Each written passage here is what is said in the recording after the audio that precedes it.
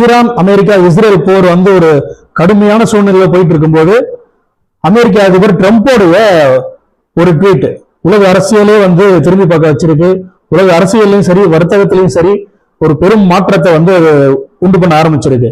அதுல என்ன சொல்லியிருக்காருன்னா, ஈரான் கூட நடக்கிற பேச்சுவார்த்தைகள்ல நல்ல முன்னேற்றம் இருக்கிறதால ஈரானுடைய மின் உற்பத்தி நிலையங்கள் மீது நாங்க நடத்துகிற தாக்குதலை வந்து இப்போதைக்கு நிப்பாட்டிட்டோம் அப்படின்னு சொல்லியிருக்காரு. அது இல்லாம போருமே வந்து ஒரு 5 நாளைக்கு நாங்க தள்ளி வைக்கிறோம் அப்படின்னு சொல்லி ட்ரம்ப் அறிவிச்சிருக்காரு. ஆனா ஈரான் என்ன சொல்லியிருக்காங்க அப்படின்னா, அந்த மாதிரி எந்த விதமான பேச்சுவார்த்தைக்கு நாங்க போகல. இது வந்து அமெரிக்கா வந்து பயத்துல வந்து போற ஒரு 5 நாளைக்கு தள்ளி வச்சிருக்காங்க. ட்ரம்ப்புக்கு வந்து பயம் வந்துருச்சு எங்க மேல, எங்களோட தாக்குதலை அவங்களால சமாளிக்க முடியல அப்படின்னு சொல்லி ஈரான் வந்து அறிவிச்சிருக்காங்க. ஒரு பக்கம் ட்ரம்ப் வந்து போருக்கு 5 நாள் லீவ் விட்டுருக்காரு. இன்னொரு பக்கம் ஈரான் வந்து நாங்க எந்த பேச்சுவார்த்தையும் கலந்துக்கல, அவங்க எந்த தாக்குதல் நடந்தாலும் முழு வீச்சோடு நாங்க எதிர்கொள்றதுக்கு தயாரா இருக்கோம் அப்படின்னு ஈரானும் அறிவிச்சிருக்காங்க. இது வந்து ஒரு அமைதி பேச்சுவார்த்தைக்கான சிக்னலா இல்ல புலி வந்து பாயறதுக்கு பதுங்குறா அப்படிங்கறத இந்த வீடியோவை நம்ம அனலைஸ் பண்ண போறோம். வணக்கம், நான் உங்கள் வாண்டரிங் மாங்க் சத்யா. எப்பவுமே வழக்கமா பாக்குற ஒரு போர் பத்தின அப்டேட் வீடியோ மட்டும் கிடையாது. இந்த வீடியோல வந்து புவிசார் அரசியலை வந்து ஒரு டீட்டெயில்டா நம்ம அனலைஸ் பண்ண போறோம். ட்ரம்போடைய இந்த அறிவிப்புக்கு பின்னாடியும் ஈரானுடைய இந்த மறுப்புக்கும் பின்னாடியும் என்ன ஒரு பெரிய ஸ்ட்ராட்டஜி வந்து நடந்துட்டு இருக்குது அது அப்படிங்கறத நம்ம டோட்டலா அனலைஸ் பண்ண போறோம். வீடியோவை தயவு செய்து ஸ்கிப் பண்ணாம பாருங்க. இதுல முக்கியமா நம்ம என்ன நடந்திருக்கு அப்படின்னு பார்க்க போனோம்னா, ஈரானுடைய மின் உற்பத்தி நிலையங்கள் மீது அமெரிக்கா வந்து தாக்குதல் பண்றதுக்கு தயாரா இருந்திருக்காங்க.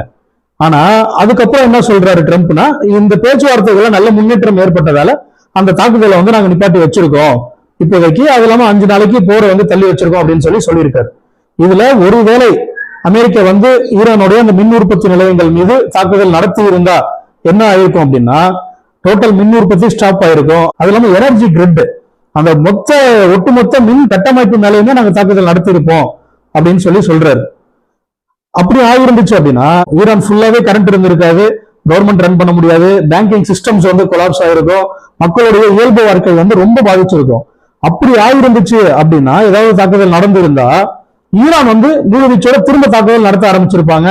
இது ஒரு திரும்ப கல்ஃப் வாருக்கான ஒரு பெரிய ஆர்வமா இருந்திருக்கும். அப்புறம் திரும்ப வழக்கம் போல கச்சா எண்ணெயோட ரேட் ஏறும், ஹார்மஸ் ஜலசந்தி மேல இன்னும் தடை விதிப்பாங்க. அப்படிங்கிற மாதிரி விஷயங்கள்லாம் ரொம்ப எஸ்கலேட் ஆயிட்டு போர் வந்து ஒரு அடுத்த கட்டத்துக்கு 3ஆம் உலக போர் அப்படின்னு சொல்லக்கூடிய அளவுக்கு கூட அது நகர்ந்திருந்திருக்கலாம். அமெரிக்கா இந்த போரை வந்து ஃபர்ஸ்ட் தொடங்கினப்போ எது வந்து அவங்க முக்கியமா நம்பி இருந்தாங்க அப்படின்னா, அவங்களுடைய ஃபர்ஸ்ட் விஷயம் ராணுவ பலம். அதை வச்சு நம்ம என்ன வேணாலும் சாதிச்சிடலாம் அப்படின்னு சொல்லிட்டு அவங்க நம்பிட்டு இருந்தாங்க. அது இல்லாம அவங்களுடைய நேச நாடுகள்ல அவங்க கொண்டு போய் அவங்களுடைய ராணுவ கட்டமைப்புகளை நிறுவி வச்சிருந்தாங்க. இதை வச்சு நம்ம ஈஸியா ஈரானை டார்கெட் பண்ணிடலாம் அப்படின்னு சொல்லிட்டு, அது இல்லாம அவங்களுடைய நேச நாடுகளுடைய சப்போர்ட் அவங்களுக்கு அதிகமா இருக்கும் அப்படின்னு ட்ரம்ப் நம்பிக்கிட்டு இருந்தாரு. மூணாவது வந்து அவங்களுடைய பொருளாதாரம், அபரிமிதமான பணம் இருக்கு, அதை வச்சு நம்ம எப்படியாவது ஈரானை கட்டு கொண்டு வந்துடலாம், எந்த ஃபோர்ஸ் யூஸ் பண்ணி வேணாலும் அப்படின்னு சொல்லிதான் ட்ரம்ப் வந்து இந்த போரை வந்து ஃபர்ஸ்ட் ஸ்டார்ட் பண்ணார்.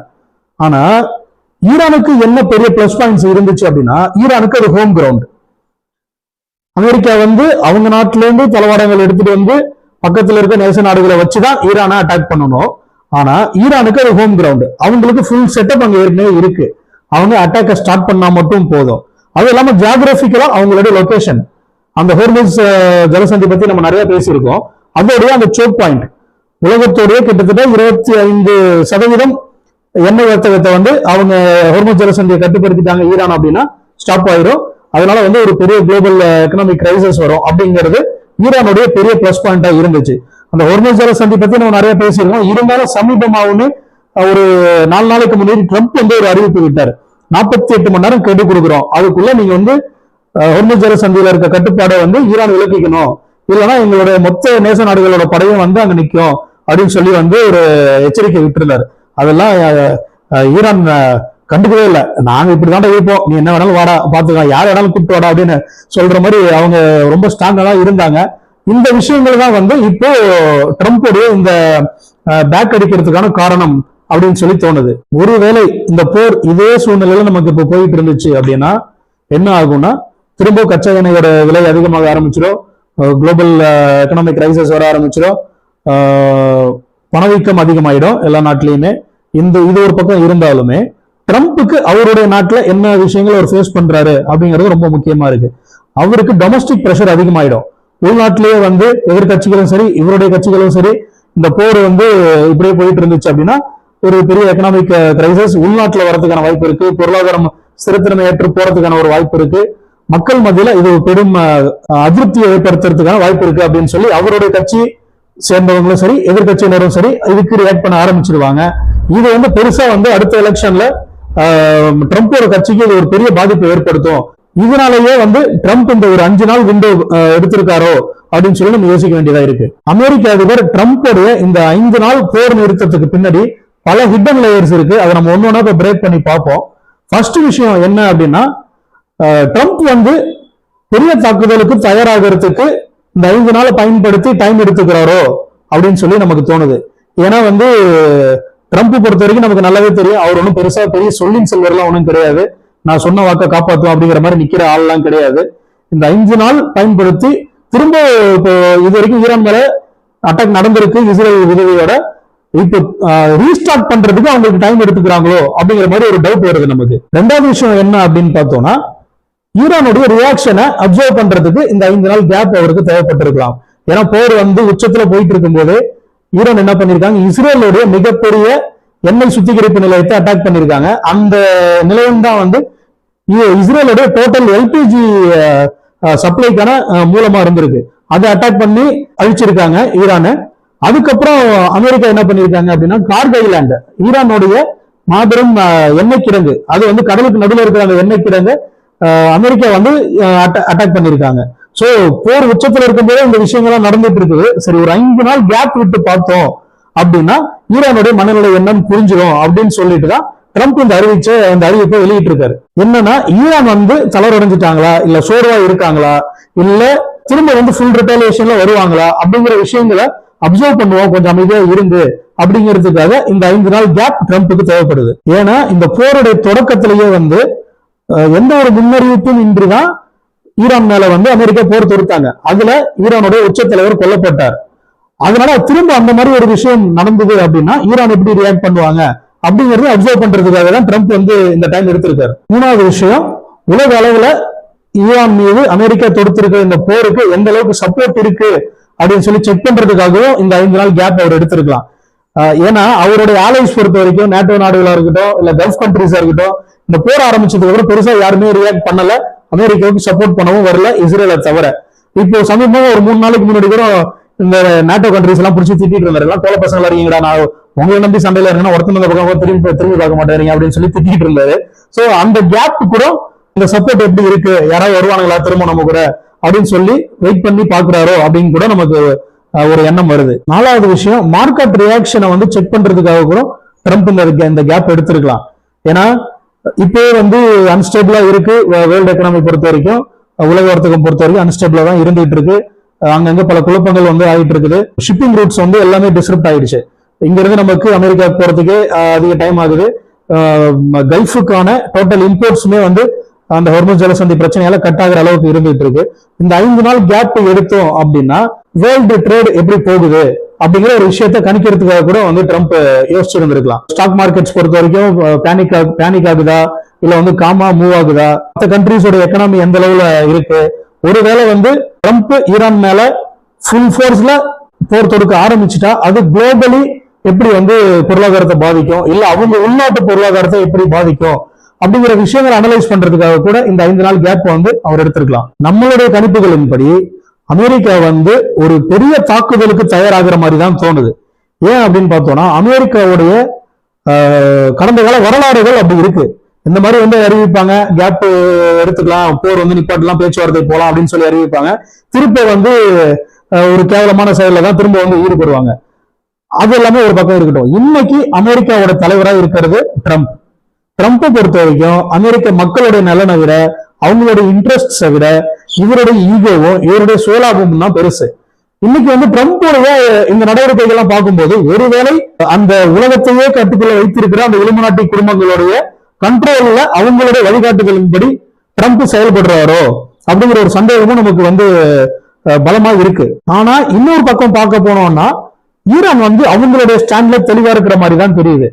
நாங்க போர் நிறுத்தத்துக்கு வரணும் அப்படின்னா எங்களுடைய 3 கண்டிஷன்ஸ் நாங்க ஏற்கனவே தெளிவா சொல்லிட்டோம். அந்த கண்டிஷன்ஸை ஒத்துக்கிட்டா போர் நிறுத்தம் பேச்சுவார்த்தை போலாம். இல்லையா நாங்க வந்து சண்டைக்கு தயார். அவங்க வந்து மெயினா அவங்களுடைய ராணுவத்து மேல முழு நம்பிக்கை வச்சிருக்காங்க. அவங்க அரசியல் தலைவர்கள் மேல முழு நம்பிக்கை வச்சிருக்காங்க. எந்த போரா இருந்தாலும் போட்டு பார்த்துடலாம், நீயா நானும் வாடா அப்படிங்கிற அளவுல தான் ஈரான் இருக்கிறதா நமக்கு தெரியுது.